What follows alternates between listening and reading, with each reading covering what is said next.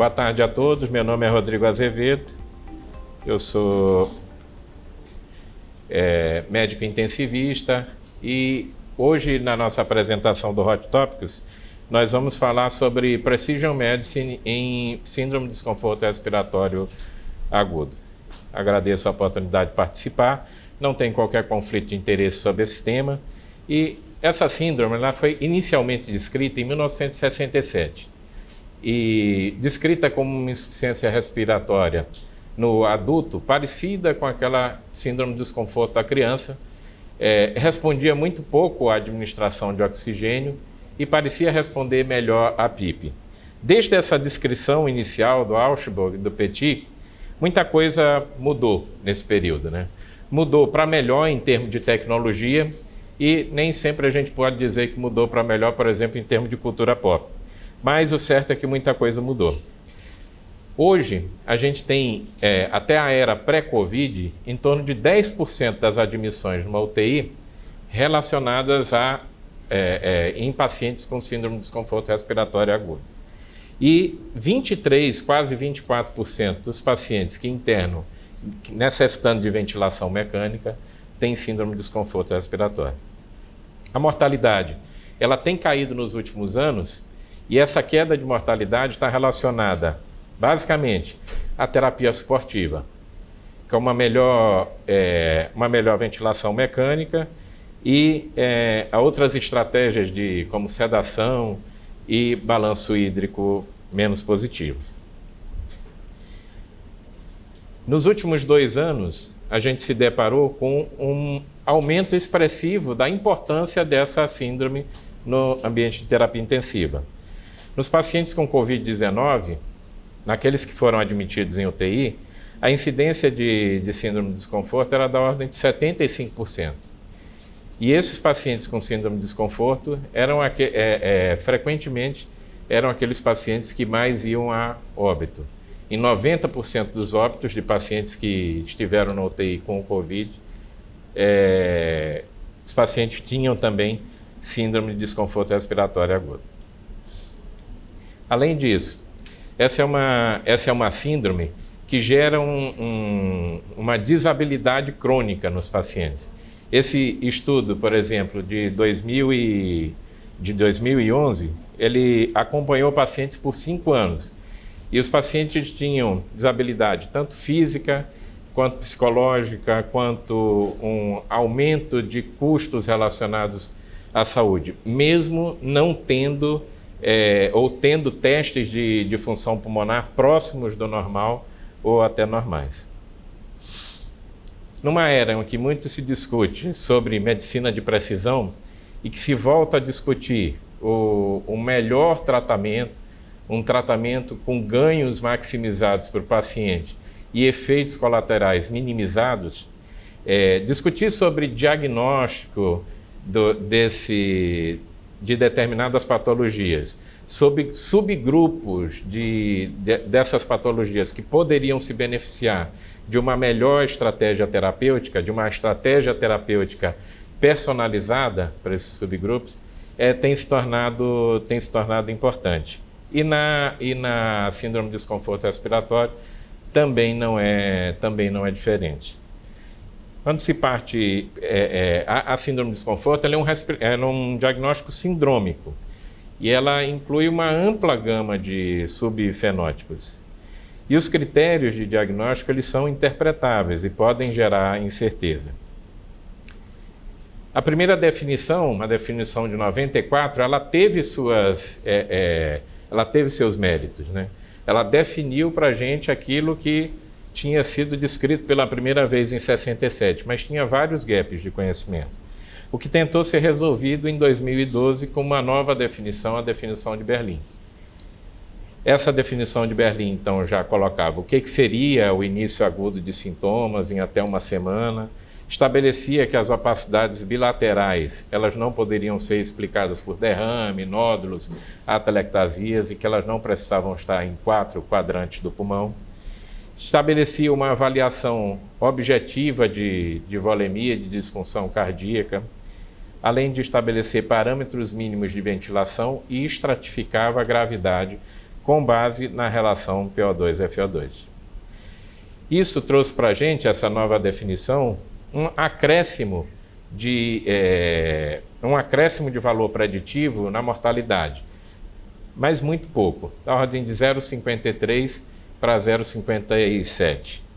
Apesar disso, quando colocado em grupos de pacientes estudados sobre esses novos critérios de definição de gravidade, esses critérios conseguiam sim predizer aqueles pacientes que iriam ficar, aqueles que tinham sido classificados como mais graves, iriam ficar mais tempo em ventilação mecânica e ter uma maior mortalidade em relação a pacientes com SARA moderada e leve. Mas ainda assim, essa definição, ela até hoje carece de ser um diagnóstico mais preciso. E esse diagnóstico mais preciso, talvez o que faltem são testes diagnósticos, biomarcadores para complementar esse diagnóstico, para confirmar o diagnóstico, estratificar a gravidade, definir subgrupos e então, dentro de uma síndrome, dizer quem dessa síndrome vai se beneficiar de determinados tratamentos.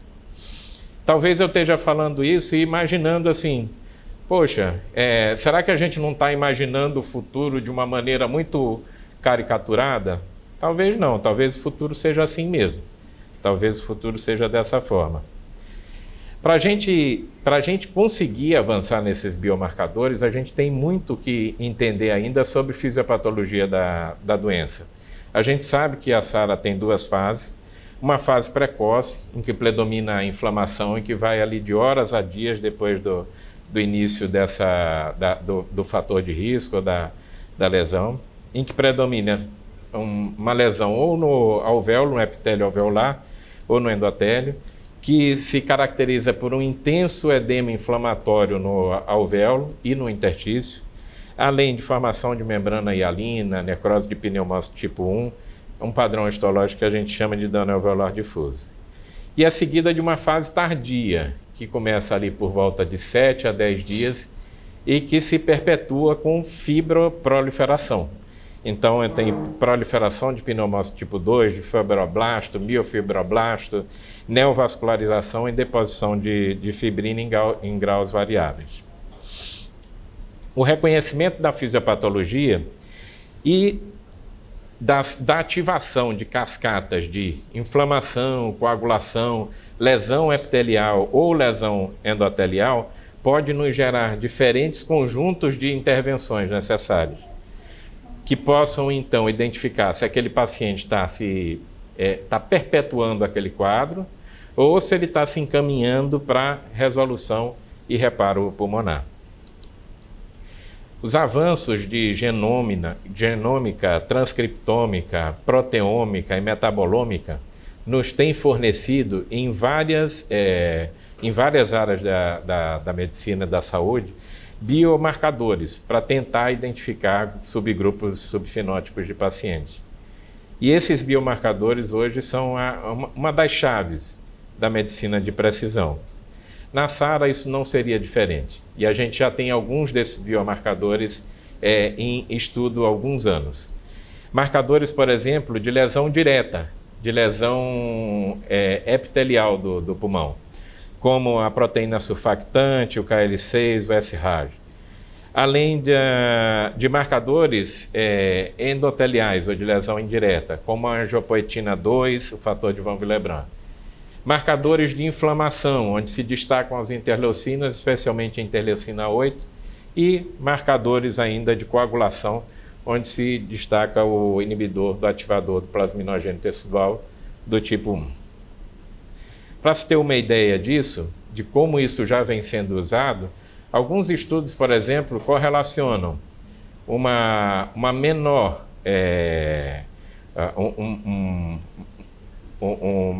dosagem de proteína surfactante B e D em pacientes que evoluíram a óbito com síndrome de desconforto respiratório. Então, isso daria para a gente uma ideia de prognóstico nesses pacientes.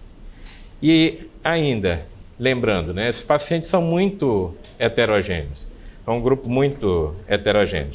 E a gente teria, então, como subclassificá-los quanto a estado inflamatório, hiperinflamação, aquele paciente que está também, além do síndrome de desconforto, que tem choque, febre, elevação de parâmetros inflamatórios. É necessário ainda subclassificar esses pacientes em lesão direta ou indireta. Nas lesões diretas, o epitélio alveolar é o principal acometido e nas lesões indiretas, o endotélio é o principal acometido. Além disso, outras questões que poderiam fazer diferença são comorbidade nesses pacientes. Alguns pacientes usando beta-2 agonista e outros beta-bloqueador. Será que isso não teria interferência na evolução desses pacientes ou na resposta a determinados tratamentos? A própria obesidade, que a gente viu agora recente no COVID como sendo um fator de risco importante para a gravidade na doença. Associado a isso ainda, fatores genéticos de polimorfismo genético, ambientais, como por exemplo, tabagismo, e a própria resposta diferente a diferentes micro-organismos. Um Staphylococcus aureus no pulmão se comporta da mesma forma que uma Pseudomonas? A combinação de marcadores, ela pode estratificar. Quando falo do uso de biomarcadores, dificilmente a gente vai ter uma bala mágica que vai tirar do bolso e vai dizer que essa respondeu todas as respostas. Mas a combinação desses biomarcadores pode nos ajudar na condução desses nossos pacientes a estratificar, então, melhor o risco e definir melhor benefício para esse paciente. Por exemplo, esse estudo de 2015 utilizou angiopoetina 2 e a proteína surfactante. E ele viu assim que quando eu tinha aumento da proteína surfactante, maior era a lesão epitelial. E isso está bem marcado já, ela é um marcador de lesão epitelial. E quando eu tenho uma redução de angiopoetina, isso também fala a favor de que aquele dano seja mais epitelial. Ao contrário, se eu tenho um aumento da angiopoetina e uma redução da proteína surfactante D, isso fala a favor de dano indireto ao pulmão e de um dano epitelial. E se a gente consegue identificar esse subfenótipo de pacientes, a gente abre um leque de oportunidades para ele de medicações que possam, por exemplo, atuar mais no epitélio alveolar. Então, existe uma medicação, um fator de crescimento de queratinócito, que ele já vem sendo utilizado para mucosite em pacientes oncológicos. E existem alguns estudos experimentais demonstrando algum benefício desse fator estimulador de queratinócito em pacientes com síndrome de desconforto. Entretanto, quando ele foi usado, por exemplo, nesse estudo de fase 2, ele não se mostrou benéfico e até mostrou malefício. Mas nesse estudo estavam incluídos pacientes tanto com lesão direta, onde ele potencialmente, ou pelo racional, teria um maior benefício, quanto pacientes com lesão indireta. Nossos tratamentos para síndrome de desconforto, eles são essencialmente suportivos. Eles falam de uma ventilação protetiva, que inclui uma série de medidas, como para não aumentar o dano ao pulmão enquanto se mantém o paciente vivo naquela fase. E essa ventilação protetora inclui um volume corrente baixo, de 4 a 6 ml por quilo, inclui uma pressão de platô de até 30 centímetros de água, inclui ainda o uso de PIP elevado em pacientes com SARA moderada a grave. Passou nos últimos anos a se reconhecer que esse PIP não necessitava de manobra de recrutamento e que a manobra de recrutamento feita de maneira universal nesses pacientes aumentaria o risco de óbito. E uma outra medida dessa nossa ventilação protetora é a manutenção da driving pressure até 15 centímetros de água. Mas a gente pode já, com esses tratamentos que se conhece, estratificar algum desses tratamentos conforme gravidade? Até pode. A gente tem, por exemplo, posição prona, estudo ProSERVA. Melhor benefício de posição prona em pacientes com PaO2 e FO2 menor que 150. E isso com com um resultado bastante significativo em termos de mortalidade. Outra, bloqueadores neuromusculares. Em pacientes com PaO2 e FO2 também mais reduzido, esse uso de bloqueador neuromuscular, especificamente nesse estudo do Cisatracur, mostrou redução de mortalidade. O que não foi depois evidenciado num outro estudo realizado anos depois, quase uma década depois, esse Rose Trial. Mas o problema é, voltando àquela pergunta que eu tinha feito, a gente pode estratificar alguns tratamentos por gravidade. O problema é que a gravidade que a gente estratifica é por relação PaO2 e FO2. E essa relação, ela é um parâmetro que está influenciado pela ventilação. E não podemos dizer, então, que um tratamento seja... que essa estratégia de estratificação de gravidade seja, então, um bom preditor de resposta a tratamento. Porque se, de repente, a gente aumenta a PIP de 8 para 10 e ele sai de uma relação PaO2 e FO2 de 130 para 160, ele parou de ter benefício com prona? Ou será que seria mais interessante se eu indicar a prona naqueles pacientes que têm maior comprometimento das áreas gravidade dependente do pulmão, como uma estratégia de recrutamento dessas áreas? Existem outras questões ainda a se levantar? Existem, né? A questão da inflamação, da cascata inflamatória, da coagulação, de tentar identificar pacientes com distúrbios de coagulação, do próprio dano preponderante, se é epitelial ou endotelial, e as questões da volemia também, do manejo volêmico. Em relação à questão da inflamação, o uso de corticoide ele era controverso até poucos anos atrás. Existia um estudo de 2006 que não mostrava benefício com o uso de corticoide e até mostrava malefício se esse corticoide era aplicado a partir de 14 dias, de onde se sai já daquela fase de inflamação para uma fase de fibroproliferação. Um outro estudo de 2016 do Meduri, mostrando redução de mortalidade, redução dos dias de ventilação mecânica e aumento dos dias livres de UTI com o uso de metilprednisolona. E uma última evidência mais recente, agora de 2020, o estudo dexametasona em ARDS, que mostrou-se francamente benéfico o uso precoce da dexametasona nesses pacientes. Talvez a gente tivesse ainda uma resposta ainda melhor se, além de usar precoce, a gente utilizasse naqueles pacientes que estão hiperinflamados. Então, identificar esses subgrupos de pacientes parece ser bastante interessante. E na SARA pelo Covid-19, e aí eu não estou dizendo que isso deva ser aplicado a todas as SARAs, mas a gente teve uma experiência bem interessante com o uso do tocilizumab, né? No início da pandemia, tocilizumab vinha sendo aplicado, se tinha respostas muito díspares em relação ao efeito do tocilizumab. E aí, depois desse estudo, desse braço do Recovery, que estudou o tocilizumab, acabou se vendo que, quando utilizado em pacientes com hiperinflamação, até um dos critérios que ele usa no estudo, um PCR acima de 75, houve uma redução de mortalidade nesses pacientes hiperinflamados.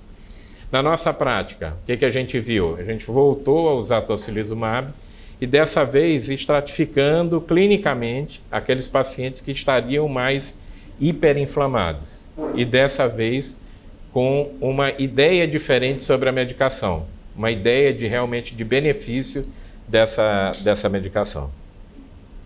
Restrição de volume. Bom, alguns estudos mostrando que a estratégia baseada em PVC e pressão de artéria pulmonar, uma estratégia restritiva, elas reduziram o tempo de ventilação e de internação na UTI.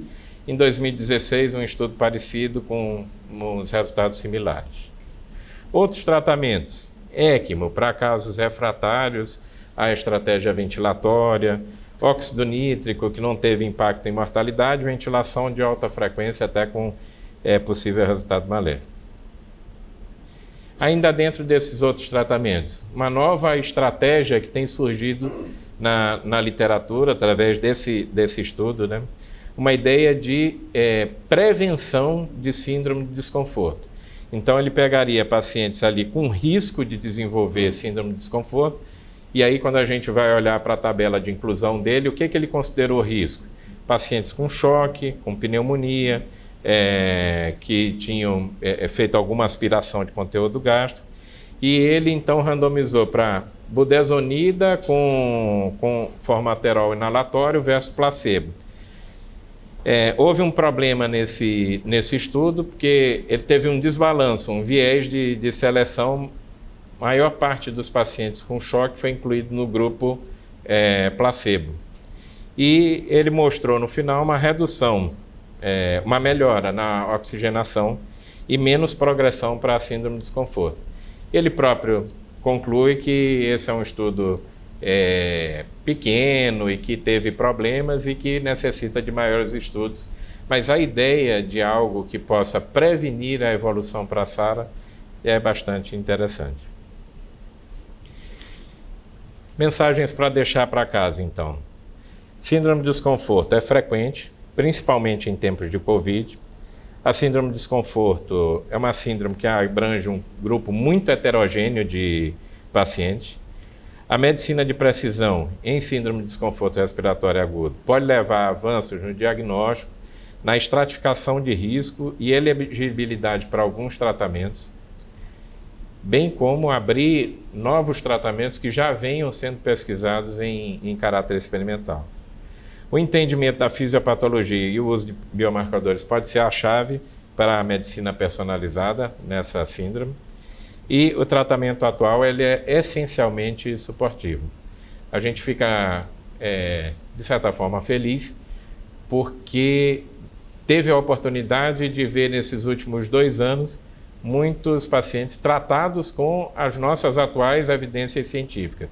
E quando elas foram devidamente aplicadas, se conseguiu reverter muitos quadros de síndrome de desconforto muito graves e conseguiu devolver esses pacientes para casa. Essa é uma sugestão de leitura, é um position paper recentemente publicado no Lancet, foi publicado agora em 2021. Um grupo de especialistas se reuniu, especialistas em síndrome de desconforto, em medicina de precisão, em genômica, proteômica, e eles desenharam então o que seriam os próximos passos em medicina de precisão em SARA. Esse estudo é bem interessante, está aí o QR Code para quem quiser ver. Esse é o PDF já do estudo. E eu agradeço novamente a oportunidade. É isto.